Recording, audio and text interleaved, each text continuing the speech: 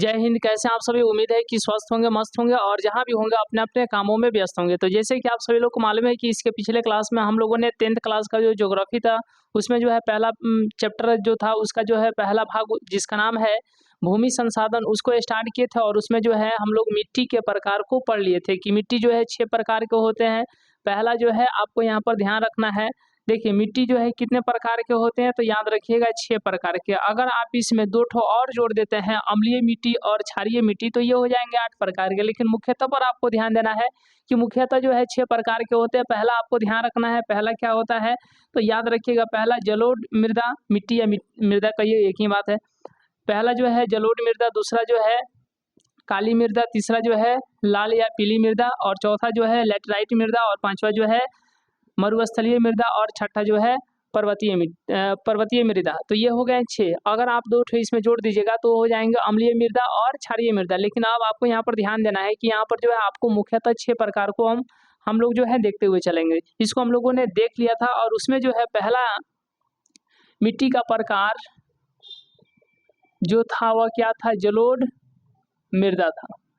अब आइए थोड़ा हम लोग विस्तार से पढ़ते हैं जलोढ़ मृदा। सबसे पहले आपको मालूम होना चाहिए कि डेली जो है शाम को 6 बजे से क्लास होती है, तो डेली शाम को जो है 6 बजे से आप लोग जो है क्लास में जुड़े। और दूसरी बात ये है कि यदि आप लोग चाहते हैं बेहतरीन तरीके से तैयारी हो तो डेली जो है शाम को 6 बजे जुड़ना है। अगर आपको किसी भी सब्जेक्ट 10th क्लास का कोई भी सब्जेक्ट पढ़ना है तो आपको वहाँ पर जाना है चैनल पर, और चैनल पर जो है प्लेलिस्ट बना हुआ है। ज्योग्राफी का अलग अलग बना है, हिस्ट्री का अलग, सिविक्स का अलग और उसी तरीके से जो है इकोनॉमिक्स का अलग, फिजिक्स का अलग, केमिस्ट्री का अलग, बायोलॉजी का अलग, सबका जो है अलग अलग जो है प्लेलिस्ट बन गया है। आप लोग को वहाँ पर जाना है और उस तरीके से जो वहाँ पर सर्च करके पढ़ाई करना है। हमें उम्मीद है कि आप बहुत बेहतर कीजिएगा। अभी जो है आपके पास बहुत ही काफ़ी समय है, आप इतने दिनों में जो है बहुत बेहतरीन तरीके से तैयारी कर सकते हैं। अगर अगर आप लोग जो है ऑफलाइन पढ़ाई करते हैं तो डेली शाम को 6 बजे से जुड़ जाइएगा, चाहे आप ऑफलाइन कहीं भी पढ़ाई करते हो।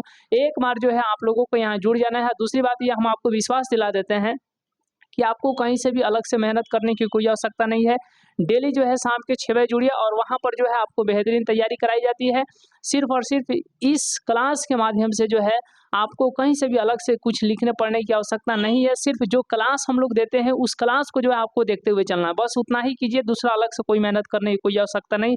मैं आपको विश्वास दिलाता हूँ कि ये वीडियो जो है जितना देर का है ना, जितना मिनट का है उतना ही मिनट जो है आपको पढ़ाई करना है हमारे साथ। बाकी जो है आपको अलग से कहीं से भी किसी प्रकार को कोई जो है मेहनत नहीं करना है। यदि आप जो है हमारे पढ़ाने के बाद जो है अगर आपको घर पे अलग से टाइम देना पड़ता है तो ये समझिए हमारा भी पढ़ाया हुआ क्या है तो बेकार है।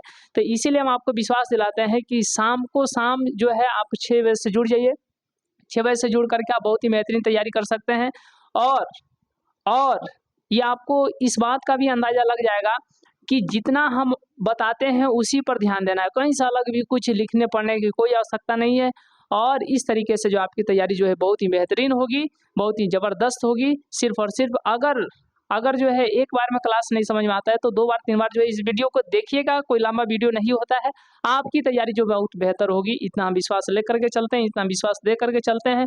तो चलिए सबसे पहले आपको यहाँ पर ध्यान देना है कि हम लोग बात करेंगे जलोढ़ मृदा के बारे में। जलोढ़ मृदा के बारे में आप लोग भी जानते हैं, जैसे कि ये हम लोग जो है बिहार बोर्ड के लिए पढ़ा रहे हैं तो आप बिहार बोर्ड से ही होंगे।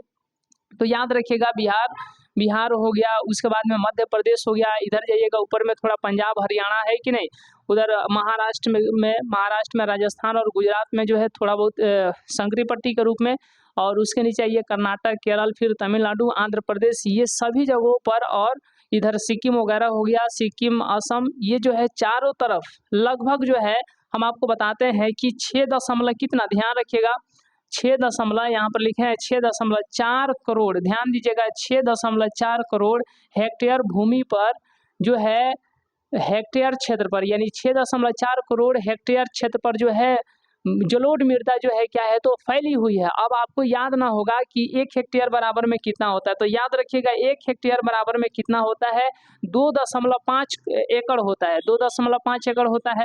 अब आपको हेक्टेयर भी नहीं समझ में आया होगा, एकड़ भी नहीं समझ में आया होगा, बीघा भी आपको उतने अच्छे तरीके से क्लियर नहीं हुए होंगे, लेकिन हम आपको बताएंगे काठा तो काठा आप समझ गए होंगे, क्योंकि हम लोगों के पास जो है तो एक एकड़ में खेत होता नहीं है, हेक्टेयर में खेत होता नहीं है, बीघा में खेत होता नहीं है।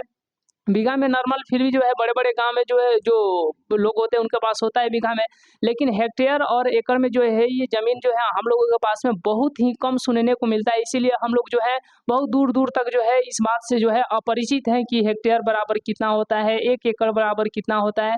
लेकिन इतना तो हम लोग ज़रूर समझते हैं कि 1 कट्ठा बराबर में कितना, आप ज़मीन समझ गए होंगे। तो यहाँ पे आपको ध्यान देना है कि 1 हेक्टेयर बराबर में 2.47 यानी कि 2 दशमलव लगभग 5 एकड़। ध्यान दीजिएगा, 1 हेक्टेयर बराबर में 2 दशमलव, ये अप्रॉक्स में लिखे हैं यानी लगभग में लिखे हैं कि 1 हेक्टेयर बराबर में 2.5 एकड़ जमीन होता है। कितना होता है? एक हेक्टेयर में 2.5 एकड़ जमीन होता है। उसी तरीके से 1 एकड़ की बात करें तो 1 एकड़ बराबर में कितना बीघा हो जाएगा? 1.6 बीघा, 1.6 बीघा, 1.6 बीघा जो है जमीन होता है। और 1 बीघा बराबर में 20 कट्ठा होता है। क्या? एक बीघा बराबर में 20 कट्ठा होता है। दैट मीन्स आपको अब यहाँ पर ये ध्यान देना है कि अगर आपके पास 20 कट्ठा जमीन है ना तो समझिएगा कि 1 बीघा जमीन है। अगर आपके पास 1.6 बीघा जमीन है ना तो समझिएगा कि 1 एकड़ जमीन है। यदि आपके पास 2.5 एकड़ जमीन है तो समझिएगा वह 1 हेक्टेयर के बराबर जमीन है, वह 1 हेक्टेयर जमीन है। तो अब तो इतना आप लोग समझ गए होंगे। तो 1 हेक्टेयर बराबर में 2.5 एकड़ जमीन है। कितना है? 2.5। अगर इसमें जो है इतना हेक्टेयर जो है, हेक्टेयर 1 हेक्टेयर बराबर में कितना होता है? हेक्टेयर, ठीक है, 1 हेक्टेयर। यहाँ पर हेक्टर लिखे हैं, याद रखिएगा हेक्टेयर। तो याद रखिएगा कि भारत में कुल जो है 6.4 करोड़ हेक्टेयर क्षेत्र पर, 6.4 करोड़ हेक्टेयर क्षेत्र पर जो है क्या फैली हुई है? जलोढ़ मृदा, यानी जलोढ़ मिट्टी जो है भारत में लगभग कितनी है? तो 6.4 करोड़ हेक्टेयर इतना है। अगर आप जो है इसमें कितना से गुणा कर देते हैं? अगर आप जो है इसमें 2.5 से गुणा कर देते हैं तो टोटल जमीन जो है आपको एकड़ में आ जाएगा, ठीक है ना। जो आएगा उसमें फिर जो है आप 1.6 से गुणा कर दीजिएगा तो टोटल जमीन कितना हो जाएगा? बीघा में हो जाएगा। कितना में हो जाएगा? बीघा में हो जाएगा। फिर जो आएगा उसमें जो है आप 20 से गुणा कर दीजिएगा। कितना से? 20 से। तब ये जा करके जो जमीन आएगा वह कट्ठा में आएगा। कितना यानी कि जो 6.4 करोड़ हेक्टेयर, ये सब करोड़ में ही आएगा, ठीक है ना। ये सब करोड़ में ही आएगा, यहाँ पर सब ये करोड़ ही होगा। करोड़, ठीक है ना, करोड़ यहाँ पर लिख देते हैं करोड़, याद रखिएगा करोड़, ये सब करोड़ ही है। इतना करोड़ एकड़, करोड़ बीघा, करोड़ कट्ठा, ठीक है, इतना आपको समझना है। तो 6.4 करोड़ हेक्टेयर भूमि है, अगर उसमें जो है 2.5 से गुणा कर दीजिएगा तो इतना करोड़ एकड़ में जमीन आ जाएगा। फिर जो आएगा ना उसमें 1.6 से गुणा कर दीजिएगा तो उतना करोड़ जो है बीघा में जमीन हो जाएगा। फिर जो आएगा उसमें जो है 20 से गुणा कर दीजिएगा तो कितना हो जाएगा?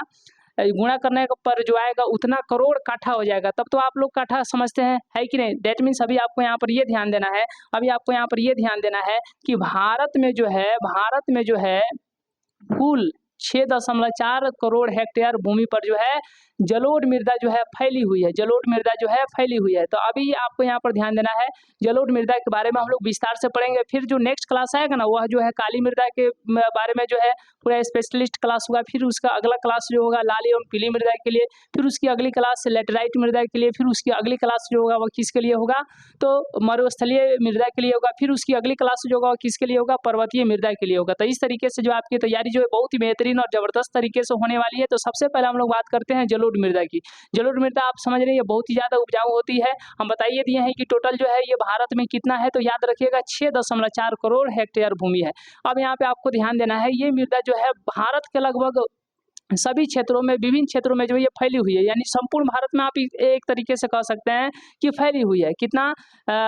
6.4 करोड़ हेक्टेयर पर, समझ गए ना। तो ये याद रखिएगा कि ये मृदा जो है चारों तरफ तो भारत के जो है सभी इलाकों में तो फैली ही हुई है। साथ ही साथ याद रखिएगा बहुत ही महत्वपूर्ण, बहुत ही अत्यंत महत्वपूर्ण ये मृदा है, बहुत ही महत्वपूर्ण मृदा है। क्योंकि यह मिट्टी जो होती है जलोढ़ मृदा का ये जलोढ़ मिट्टी का ये बहुत ही ज़्यादा उपजाऊ होती है। ये जो है उत्तर भारत का जो आप लोग मैदान देख रहे हैं, उत्तर भारत का मैदान जो आप ये देख रहे हैं, ये उत्तर भारत का मैदान है। आपको यहाँ पर जो है भारत का जो मानचित्र दिख रहा होगा, ये जो है आपको उत्तर भारत का मैदान है। याद रखिएगा उस उत्तर भारत का मैदान का निर्माण कैसे हुआ है, वह कैसे निर्मित हुआ है, तो याद रखिएगा हिमालय से निकलने वाली 3 नदी सिंधु, गंगा और ब्रह्मपुत्र की द्वारा बहा करके लाए गए जलोढ़ से जो है उस उत्तर भारत मैदान जो है उसका निर्माण हुआ है। उत्तर भारत मैदान का निर्माण किससे हुआ है? तो जलोढ़ मृदा से ही हुआ है। और वह किन नदियों के द्वारा बहा करके लाए गए जलोढ़ मृदा से हुआ है? तो याद रखिएगा, हिमालय से निकलने वाली 3 नदी जिसका नाम है सिंधु, गंगा और ब्रह्मपुत्र के द्वारा बहा करके लाए गए जलोढ़ों से जो है निर्माण हुआ है। आगे हम लोग बात करते हैं, राजस्थान में चले जाइए, गुजरात में चले जाइए। तो राजस्थान और गुजरात में जो है यह मृदा जो है एक संकरी पट्टी के रूप में जो है थोड़ी बहुत पाई जाती है। उसके बाद हम लोग बात करते हैं, यह मृदा जो है भारत में जो है यानी कुल मिला करके यह भारत में जो है 6.4 करोड़ हेक्टेयर क्षेत्र पर जो है यह मृदा जो है फैली हुई है। जलोढ़ मृदा, कौन? जलोढ़ मृदा। इसका रंग जो होता है वह धुंधला से लेकर के लालिमा लिए भूरे रंग तक का होता है। यह मृदा जो है, इसकी पहचान जो है आयु के आधार पर की जाती है। यानी जलोढ़ मृदा की जो पहचान है, इस मृदा का पहचान जो है आयु के आधार पर भी की जाती है। तो इसीलिए आयु के आधार पर जो है जलोढ़ मृदा जो होती है वह 2 प्रकार की होती है। क्या होती है? वह 2 प्रकार की होती है। पहला जो है पुराना जलोढ़ मृदा, ठीक है, और दूसरा जो है नवीन जलोढ़ मृदा, नवीन यानी कि नया जलोढ़। तो पहला जो है पुराना जलोढ़, दूसरा जो है नया जलोढ़। तो यहाँ पर आपको ध्यान रखना है कि पुराना जलोढ़ में जो होते हैं कंकड़ और बंजरी जो है बहुत ही अधिक मात्रा में होते हैं, इसी कारण जो है इसे बांगर कहा जाता है। जबकि नवीन जलोढ़ की बात करें तो इसमें जो है पुराना जलोढ़ की तुलना में जो है महीन कण होते हैं और इसीलिए जो है इसे खादर कहा जाता है। क्या कहा जाता है? खादर कहा जाता है। और ये याद रखिएगा, नवीन जलोढ़ यानी कि नया जलोढ़ जिसे हम लोग खादर कहते हैं, यह बहुत ही काफी उपजाऊ होती है। उसके बाद हम लोग आगे बात करेंगे कि जलोढ़ मृदा में जो है पोटास प्लस फास्फोरस प्लस चूना होते हैं। यानी याद रखिएगा, जलोढ़ मृदा में जिसके बारे में हम लोग जो है अभी पढ़ रहे हैं, जलोढ़ मृदा में जो है पोटास भी होता है, फास्फोरस भी होता है, चूना भी होता है। तो पोटास, फास्फोरस, चूना जैसे जो है महत्वपूर्ण तत्व होते हैं किसमें? जलोढ़ मृदा में। जबकि इसमें नाइट्रोजन प्लस जैव पदार्थों की क्या रहती है? कमी रहती है।